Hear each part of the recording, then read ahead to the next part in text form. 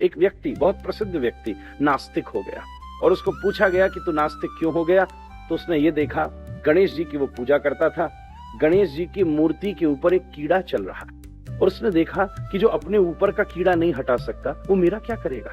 इतनी सी बात सुनकर वो व्यक्ति नास्तिक हो गया और जीवन में कम से कम 40 वर्ष नास्तिक रहा। और एक दिन उसको एक महात्मा मिला। उसने पूछा, एक चीज बताओ, तुम्हारा पुत्र है, जब वो छोटा था तो तुम उसको गोदी पर बिठाते थे, अब वो बड़ा हो गया और तुम्हारा पोता हो गया, पोते को भी फिर बेटे को अगर दोनों सामने खड़े होंगे तो ये बताओ, जो बड़े हो गए पुत्र को गोदी में उठाओगे कि अभी जमीन पर चल रहे पौत्र को गोदी में उठाओगे? अच्छा, अब पड़ पोता भी हो गया, पिता तो अब, तुम्हारा बेटा तो अब 60 वर्ष का, उसका बेटा अब 30 वर्ष का और उसका बेटा अभी 8 वर्ष का ही, पहले किसको गोदी में उठाओगे? जो जितना योग्य होता जाएगा उसको उतना कम संभालना पड़ेगा। और वो 3 साल का बच्चा चाहे गोदी में कितना भी गंदा करे, चाहे बाथरूम चला जाए, चाहे लघुशंका कर दे, चाहे नाक निकाल दे, चाहे मलमूत्र त्याग दे, पर उसके बाद भी तुम्हारा लाड़ उसके प्रति कम नहीं होगा। ऐसे ही भगवान के लिए चाहे कीड़ा हो चाहे इंसान हो, हर व्यक्ति अपने पुत्र के समान है।